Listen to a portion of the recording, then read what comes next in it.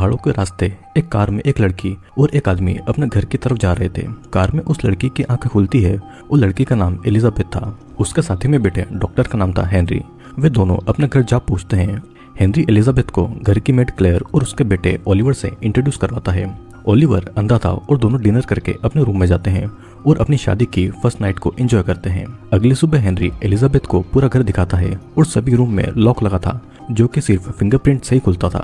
घर में एक रूम ऐसा भी था जहाँ पर जाने के लिए हेनरी एलिजाबेथ को मना कर देता है और वो वहीं पर एलिजाबेथ को प्यार करने लगता है। अब क्लेयर उन दोनों के मोमेंट्स को देखकर वहाँ से चली जाती है और रात को हेनरी एलिजाबेथ से कहता है कि वो काम के लिए सुबह ही निकलने वाला है।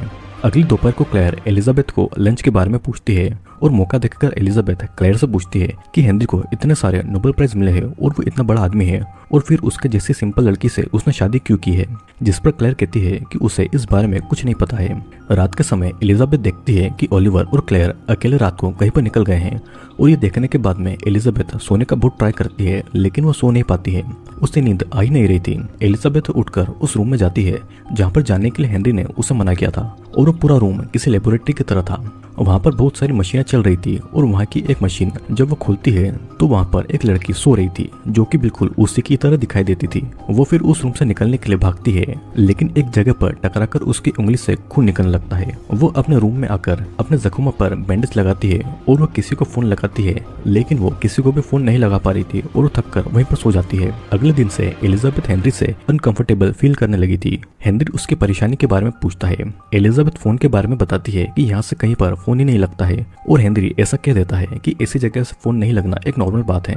हेनरी फिर एलिजाबेथ की इंजर्ड उंगली के बारे में एलिजाबेथ से पूछता है जिस पर वो कहती है कि ये बस एक एक्सीडेंट है और फिर हेनरी एलिजाबेथ के साथ में इंटीमेट होता है लेकिन एलिजाबेथ इसको एंजॉय नहीं करती है और वो इंटीमेट होते समय रोने लगती है। अब आधी रात को हेनरी उठकर रूम से बाहर जाता है और एलिजाबेथ उसे फॉलो करती है। हेनरी को पता लग जाता है कि एलिजाबेथ उसका पीछा कर रही है और हेनरी एलिजाबेथ को जब सजा देने वाला था तो वो एक हथियार देखकर एलिजाबेथ को मारने के लिए उसके पीछे पीछे जाता है। एलिजाबेथ घर से बाहर निकलने की कोशिश करती है पर उसका फिंगरप्रिंट लॉक काम नहीं कर रहा था। अब एलिजाबेथ वाइन शेल्फ के पीछे छुप जाती है और उसी रूम में हेनरी भी आ जाता है पर वो एलिजाबेथ को नहीं देखता है और फिर वो लिविंग रूम में जाता है। एलिजाबेथ जब वहां से निकलती है तो देखती है कि लिविंग रूम खाली है और अपनी सेफ्टी के लिए वो भी एक हथियार उठाकर ऊपर के रूम की तरफ जाने लगती है लेकिन हेनरी वहीं पर छुपा हुआ था और वो एकदम से निकलकर एलिजाबेथ पर हमला करके उसे मार डालता है। अगली सुबह ओलिवर और क्लेयर एलिजाबेथ की बॉडी को दफनाकर ठिकाने लगा देते हैं और फिर ओलिवर, क्लेयर और हेनरी के साथ में मिलकर ब्रेकफास्ट करते हैं। जैसे कि कुछ हुआ ही ना हो, वे सभी नॉर्मल बिहेव कर रहे थे और क्लेयर हेनरी को ये सभी काम छोड़ने को कह देती है क्योंकि उसे ऐसा लगता था कि वो कभी भी पकड़ा जा सकता है। अब शाम के समय हेनरी के घर पर उसका एक फ्रेंड फ्रैंक आता है जो कि एक डिटेक्टिव था। हेनरी फ्रैंक से कहता है कि एलिजाबेथ सो रही है और हेनरी फ्रैंक से उसकी परेशानी का कारण पूछता है। फ्रैंक का डिपार्टमेंट कुछ चीजों पर इन्वेस्टिगेशन कर रहा था और शायद से चीजें हेनरी के लिए हो सकती है पर हेनरी को इन बातों से ज्यादा फर्क नहीं पड़ रहा था। अब दूसरी तरफ क्लेयर जब अपनी डायरी लिख रही थी तो ओलिवर वहां पर आकर उसके लिए फूल लाता है। क्लेयर ओलिवर से उसे इस तरह गिफ्ट लाने के लिए मना करती है और ओलिवर कहता है कि अगर वो यहाँ पर खुश नहीं है तो यहाँ पर क्यों रह रही है, जिस पर क्लेयर कहती है कि वो चीजों को समझती है और इसीलिए वो यहाँ रह रही है। ओलिवर कहता है कि वो यहाँ इसलिए रह रही है क्योंकि वो हेनरी से प्यार करती है और ओलिवर को वहां से भेजकर क्लेयर अपनी पिल्स ले लेती है। धीरे धीरे समय निकलता है और 6 हफ्तों के बाद भी उसी पहाड़ के रास्ते एलिजाबेथ और हेनरी घर की तरफ जा रहे थे और इस बार एलिजाबेथ की वेडिंग ड्रेस अलग थी पर बाकी सभी पहले की ही तरह सेम था। हेनरी एलिजाबेथ को क्लेयर और ओलिवर से इंट्रोड्यूस कराता है और पूरा घर दिखाता है और उसी लेबोरेटरी रूम में जाने से मना कर देता है। अब डिनर करने के बाद में दोनों इंटीमेट होते हैं और सोने से पहले हेनरी उसे कहता है कि सुबह उसे काम के लिए कहीं पर जाना है। एलिजाबेथ को नींद नहीं आ रही थी तो वो किचन में जाती है जहाँ पर उसे क्लेयर मिलती है। वो क्लेयर को हेनरी के बारे में पूछती है क्योंकि वो हेनरी के बारे में जानना चाहती थी। क्लेयर कुछ बता पाती उससे पहले ही हेनरी वहाँ पर आकर एलिजाबेथ को अपने साथ में रूम में लेकर चला जाता है।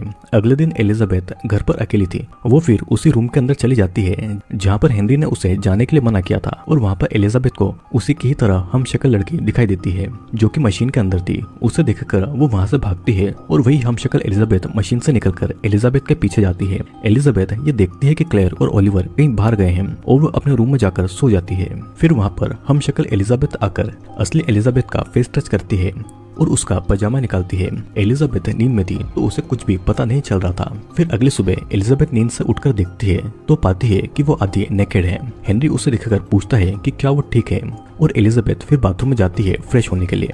हेनरी बाथरूम के अंदर जाना चाहता था पर एलिजाबेथ उसे रोकती है और फिर भी हेनरी अंदर आ ही जाता है। हेनरी टॉवल हाथ में लेता है और उसकी बात न मानने की वजह से वो एलिजाबेथ को मारने ही वाला था। एलिजाबेथ बाथरूम से भागती है पर हेनरी उसे पकड़कर टॉवल से उसका गला दबाकर उसे मारने लगता है और किसी तरह से एलिजाबेथ उसे किक करके वहां से भाग जाती है। वो दरवाजे की तरफ आती है पर उसका फिंगरप्रिंट काम नहीं करता है और वहां के ग्लास को तोड़ने की वो कोशिश करती है पर वो नहीं टूटता है। एलिजाबेथ किचन में जाकर एक चाकू उठा लेती है अपनी सेफ्टी के लिए।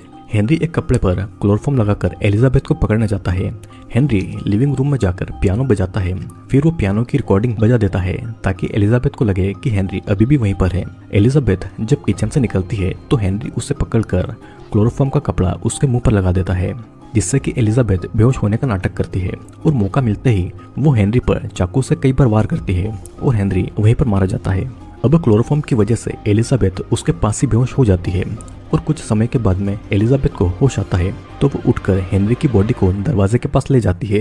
वो हेनरी की फिंगरप्रिंट से दरवाजा खोलने की कोशिश करती है पर दरवाजा नहीं खुलता है और वो घर से खून को साफ करती है जिसके बाद में वो हेनरी की डेथ बॉडी छुपा देती है।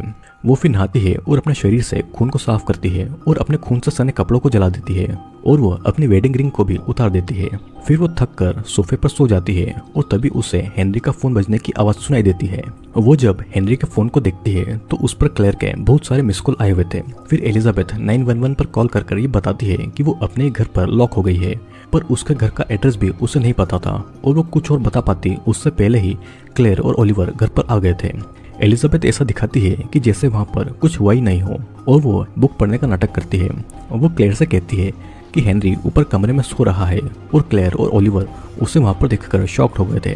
क्लेयर किचन में जाती है और अचानक उसे हार्ट अटैक आ जाता है और वो किसी तरह 911 पर कॉल करके एम्बुलेंस को बुलाती है और कुछ ही समय में एम्बुलेंस वहां पर आकर क्लेयर को हॉस्पिटल लेकर जाती है और उसी का मौका देखकर एलिजाबेथ घर से बाहर निकलने वाली थी पर ओलिवर उसे रोककर कहता है कि अगर वो यहाँ से बाहर गई तो वो भी उसे पुलिस से नहीं बचा सकता और उसे पता है कि एलिजाबेथ ने ही हेनरी को मार दिया है। एलिजाबेथ कहती है कि उसने ये सेल्फ डिफेंस में किया है और ओलिवर उसे हेनरी की डेथ बॉडी दिखाने को कहता है। एलिजाबेथ और ओलिवर हेनरी की बॉडी को बर्नर में डाल देते हैं। ओलिवर फिर एलिजाबेथ से उसके पास्ट के बारे में पूछता है और वो कहती है कि उसके पेरेंट्स कार एक्सीडेंट में मार गए थे तो वो ऑर्फनेज में बड़ी हुई थी और असल में वो एक अनाथ है। ओलिवर को ये पता था कि एक्सपेरिमेंट के चलते ये सब एलिजाबेथ के दिमाग में डाला गया है और ओलिवर बताता है कि हेनरी ने 6 बार एलिजाबेथ के क्लोन बनाए थे जिनमें से 4 को उसने पहले ही मार दिया है और वो 5वें नंबर की एलिजाबेथ है। सारी के सारी एलिजाबेथ हर तरफ से एक जैसी दिखाई देती है और दोनों को दिखता है कि फ्रैंक उनके घर पर आया है। ओलिवर एलिजाबेथ को कुछ बातें समझाकर फ्रैंक के पास भेज देता है। एलिजाबेथ फिर जाकर फ्रैंक से मिलती है और वो कहती है कि हेनरी की तबीयत ठीक नहीं है तो वो अभी भी सो रहा है और ओलिवर जब पानी लेने जाता है तो फ्रैंक एलिजाबेथ से पूछता है कि क्या वो ठीक है और उसे पता चला था कि उसने 911 पर कॉल किया है। ओलिवर फिर वहां पर आकर कहता है कि 911 पर कॉल क्लेयर के लिए किया गया था क्योंकि उसे हार्ट अटैक आया था। ओलिवर फिर से रूम में चला जाता है और फ्रैंक कहता है कि इस घर में कुछ न कुछ अजीब जरूर है क्योंकि एलिजाबेथ को स्लीप डिसऑर्डर है, ओलिवर अंधा है और क्लेयर का हार्ट कमजोर है और आज हेनरी भी बीमार है, मतलब कि कुछ न कुछ गड़बड़ जरूर है। फिर अचानक ओलिवर वहां पर आकर हेनरी को गोली मार देता है जिससे कि वो वहीं पर मारा गया था। ओलिवर फिर एलिजाबेथ को समझाता है कि फ्रैंक ने पहले की ही एक एलिजाबेथ को देखा था तो उसे उन पर पहले से ही शक हो गया था और इसीलिए उसे मारना जरूरी था। तीसरे नंबर की एलिजाबेथ जब घर से भाग गई थी तो फ्रैंक उसे रास्ते में मिला था और वो उसे वापस हेनरी के पास लेकर आया था। उसके बाद में हेनरी ने तीसरी एलिजाबेथ को मार दिया था और उसके बाद में चौथे नंबर की एलिजाबेथ को बनाकर उसमें पुरानी मेमोरीज डालकर उसे हेनरी की वाइफ बनाकर रखा गया था। एलिजाबेथ इन सारे एक्सपेरिमेंट के बारे में सुनकर बहुत ज्यादा दुखी होती है और वो ये सब नहीं सुनना चाहती थी। वो दोनों फ्रैंक की डेड बॉडी को ले जाकर बर्नर में डालकर उसे जला देते हैं। ओलिवर एलिजाबेथ को क्लेयर की डायरी पढ़ने को कह देता है और एलिजाबेथ को उसी रूम में लॉक करके वहां से वो चला जाता है। एलिजाबेथ वहां से निकल नहीं पाती है तो वो उस डायरी को पढ़ने लगती है क्योंकि क्या पता कि उसे वहां से कुछ पता लग जाए। क्लेयर की डायरी में लिखा हुआ था कि 5 साल पहले हेनरी ने क्लेयर को अपने घर पर बुलाया था और क्लेयर एक न्यूरोलॉजिस्ट थी। हेनरी भी एक साइंटिस्ट था तो वो क्लेयर को अपने साथ काम करने के लिए मना लेता है। हेनरी उसे लेबोरेटरी में ले जाता था और वहाँ के स्लीपिंग कैप्सूल में उसकी वाइफ एलिजाबेथ के क्लोन को दिखाता था। हेनरी की वाइफ अपने पहले बच्चे को पैदा करते समय ही मर गई थी। एलिजाबेथ को एक बीमारी थी और तब हेनरी ने अपनी वाइफ का डीएनए लेकर उसके 6 क्लोन मतलब कि एलिजाबेथ की 6 कॉपी बनाई, लेकिन सिर्फ उनमें से 2 क्लोन में ही बीमारी थी तो वो भी मर जाती और तब उसने बाकी के 4 एलिजाबेथ को स्लीपिंग कैप्सूल में डाल दिया, तब तक जब तक कि बीमारी का इलाज नहीं मिल जाता। क्लेयर ने पहले तो इस काम के लिए मना किया था, पर हेनरी उसे समझाता है कि ये एक्सपेरिमेंट उसके करियर में बहुत अच्छा होगा और तब क्लेयर भी मान गई थी। फिर 2 साल के अंदर अंदर ही क्लेयर का एक्सपेरिमेंट भी सही होता है और हेनरी और क्लेयर क्लोन में मेमोरी डालने लगते हैं। तीसरे नंबर की एलिजाबेथ फिजिकली हेल्थी थी, पर उसे उसकी बातें याद नहीं रहती थी। एलिजाबेथ को एक दिन लेबोरेटरी में अपने जैसे क्लोन दिखाई देती है और वो वहाँ से भाग जाती है और ऐसे ही फ्रैंक को एलिजाबेथ मिल गई थी और वो फ्रैंक को कुछ भी नहीं बता पाती क्योंकि उसे कुछ याद ही नहीं था। हेनरी ने फ्रैंक को पैसे दिए थे ताकि वो एलिजाबेथ के बारे में किसी को भी नहीं बताए। अब फिर प्रेजेंट टाइम में ओलिवर एलिजाबेथ के लिए खाना लेकर आता है और एलिजाबेथ उस पर हमला करके डोर का कोड पूछती है। ओलिवर कोड बता देता है और एलिजाबेथ उसे बेल्ट से बांधकर डोर के पास जाती है। अब वो वही कोड डोर के लॉक में लगाती है, पर डोर नहीं खुलता है क्योंकि ओलिवर ने उसे गलत कोड बताया हुआ था। एलिजाबेथ फिर से रूम में चली जाती है तो ओलिवर वहां से भाग चुका था। एलिजाबेथ फिर किचन से एक चाकू उठा लेती है और एलिजाबेथ उसी लेबोरेटरी में जाती है। वहां पर ओलिवर 6 नंबर की एलिजाबेथ क्लोन का ध्यान रख रहा था। ओलिवर उससे कहता है कि वो जाए उस डायरी को पूरा पढ़े, जिसके बाद में वो उसे यहाँ से जाने देगा। और मौका मिलते ही ओलिवर एलिजाबेथ को एनेस्थेसिया का इंजेक्शन देकर बेहोश कर देता है। एलिजाबेथ जब नींद से उठती है तो हेनरी ने उसके पैर पर चेन लगाकर उसे बांध कर रखा हुआ था और उसका रूम भी बाहर से लॉक कर दिया गया था। एलिजाबेथ चेन नहीं खोल पाती है तो फिर से डायरी पढ़ने लगती है, जिसमें लिखा था कि कुछ दिन के बाद में तीसरे नंबर की एलिजाबेथ मर गई थी। हेनरी क्लेयर से कहता है कि वो खुद मरी है और क्लेयर को हेनरी पर ही शक होता है, पर वो कुछ नहीं बोलती है और तीसरे नंबर की एलिजाबेथ को दफनाकर वो फिर से अपने एक्सपेरिमेंट को करने लगते हैं और ऐसे ही 6 महीने बीत जाते हैं। हेनरी अब अपने एक्सपेरिमेंट को पूरा होने की पूरी आशा खो देता है और इसी समय क्लेयर और हेनरी करीब आ जाते हैं और दोनों इंटीमेट भी होते हैं। अब प्रेजेंट टाइम में ओलिवर खाना लेकर एलिजाबेथ के पास में आता है और उसे डायरी से क्या पता चला ये पूछता है। एलिजाबेथ कहती है कि अब तक डायरी में उसके बारे में कुछ नहीं लिखा है और ओलिवर बताता है कि क्लेयर ने सही क्लोन बनाया था, पर हेनरी ने उसमें हेरफेर की थी। वो जब बोर्डिंग स्कूल में था तभी सारे क्लोन्स तैयार हो गए थे। जब वो 12 साल की उम्र में घर पर आया था तो उसने दूसरे नंबर की एलिजाबेथ को देखा था और उसके मुताबिक वो एलिजाबेथ सबसे ज्यादा सुंदर थी और उसी के बाद ओलिवर अंधा हुआ था। दूसरे नंबर की एलिजाबेथ और ओलिवर बहुत अच्छे दोस्त बन गए थे और तब हेनरी ने जलन में आकर ओलिवर को अंधा कर दिया था क्योंकि वो हेनरी से नफरत करता था। ओलिवर वहां से चला जाता है और एलिजाबेथ फिर से डायरी पढ़ने लगती है, जिसमें लिखा था कि क्लेयर ने हेनरी से ब्रेकअप कर लिया था और उसे पता था कि वो कभी भी एलिजाबेथ की जगह नहीं ले सकती है।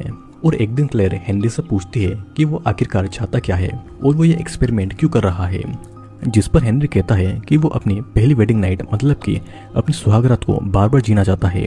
क्लेयर हेनरी से प्यार करती थी तो मजबूरी में उसकी हेल्प करने लगती है और इसी तरह चौथे नंबर की एलिजाबेथ भी रेडी हो जाती है। क्लेयर को पता लगता है कि एलिजाबेथ का बच्चा भी उसके साथ में पैदा होते ही मर गया था। दरअसल ओलिवर हेनरी का बेटा नहीं बल्कि वो खुद हेनरी का ही क्लोन है, मतलब कि ओलिवर हेनरी की ही कॉपी है। हेनरी चाहता था कि उसके मरने के बाद भी यंग ओलिवर और यंग एलिजाबेथ साथ में रहे और ये सब जानकर 5वें नंबर की एलिजाबेथ को शौक लगता है कि ओलिवर हेनरी का ही क्लोन यानी कि उसी की कॉपी है। अब दूसरे दिन ओलिवर कैची से डराकर एलिजाबेथ से पूछता है कि उसे डायरी से क्या पता लगा, जिस पर एलिजाबेथ बताती है कि वो हेनरी का क्लोन है, लेकिन हेनरी ने ओलिवर को बर्थ सर्टिफिकेट दिया है और उसके हिसाब से वो क्लोन नहीं है। एलिजाबेथ उसे सेड्यूस करती है और कहती है कि वो दोनों अब से साथ रहेंगे और मौका देखकर वो कैची ओलिवर से छीन लेती है और अपने पैरों की चेन को खोल लेती है, जिसके बाद में वो ओलिवर को डोर का कोड पूछती है। वो फिर ओलिवर को मार ही रही थी कि तभी 6 नंबर की एलिजाबेथ आती है। उसने अपनी वेडिंग ड्रेस पहन कर रखी हुई थी और उसके हाथ में एक गन भी थी। 6 नंबर की एलिजाबेथ ओलिवर को बचा रही थी। फिर 5वें नंबर की एलिजाबेथ उसे समझाती है कि ओलिवर एक अच्छा आदमी नहीं है, लेकिन वो क्लोन एलिजाबेथ उसकी बातें नहीं सुनती है और फिर एलिजाबेथ कैची से ओलिवर पर हमला कर देती है और उसे वो होस्टेज बना लेती है। लेकिन क्लोन एलिजाबेथ गोली चला देती है और गोली ओलिवर को जा लगती है और वो वहीं पर मारा जाता है। अब हम देखते हैं कि एलिजाबेथ घर से बाहर जाती है, पर क्लोन एलिजाबेथ उस पर गोली चला देती है और मरने से पहले एलिजाबेथ उसे क्लेयर की डायरी पढ़ने के लिए कह देती है। फिर हम देखते हैं कि अपने कपड़े बदलकर क्लोन एलिजाबेथ क्लेयर की डायरी पढ़ती है और उसे सब कुछ पता चल जाता है कि 4थे नंबर की एलिजाबेथ को मारते समय क्लेयर ने सब कुछ देख लिया था और तब हेनरी ने अपनी सारी संपत्ति क्लेयर के नाम पर कर दी थी ताकि वो किसी को भी कुछ नहीं बताए। क्लेयर पुलिस को ये सब कुछ बताने वाली थी, लेकिन कोई भी उस पर विश्वास नहीं करता क्योंकि हेनरी की वाइफ एलिजाबेथ तो पहले ही मर चुकी थी। हेनरी को एलिजाबेथ को बार बार मारने में मजा आ रहा था और उसे कोई दुख भी नहीं था क्योंकि ये सारी एलिजाबेथ असली एलिजाबेथ की क्लोन थी। अब प्रेजेंट टाइम में क्लेयर घर पर आ जाती है और एलिजाबेथ उसे उसकी डायरी दे देती है और कहती है कि उसे कुछ अच्छा करना चाहिए, और ये कहकर वो बाहर की दुनिया की तरफ निकल जाती है और वो उसे ये कहती है कि अब वो बिल्कुल फ्री है। दोस्तों, इस मूवी में ये बताया गया है कि हेनरी नाम का एक साइंटिस्ट था जो कि न्यूरोलॉजिस्ट क्लेयर की मदद से अपनी मरी हुई पत्नी एलिजाबेथ के डीएनए से उसका क्लोन बनाने की कोशिश करता है। वो एलिजाबेथ की 6 कॉपी बनाता है क्योंकि कोई भी एलिजाबेथ ठीक तरीके से नहीं बनी थी और कुछ में तो बीमारी लग गई थी। वो अपना भी क्लोन बनाकर रखता है ताकि अगर जब हेनरी मर जाए तो वो एलिजाबेथ के साथ में हमेशा के लिए रहे। लेकिन मूवी के अंत में एक क्लोन एलिजाबेथ को ये बातें पता चल जाती है और एंड में वो अपनी एक आज़ाद जिंदगी जीने लगती है। और इसी के साथ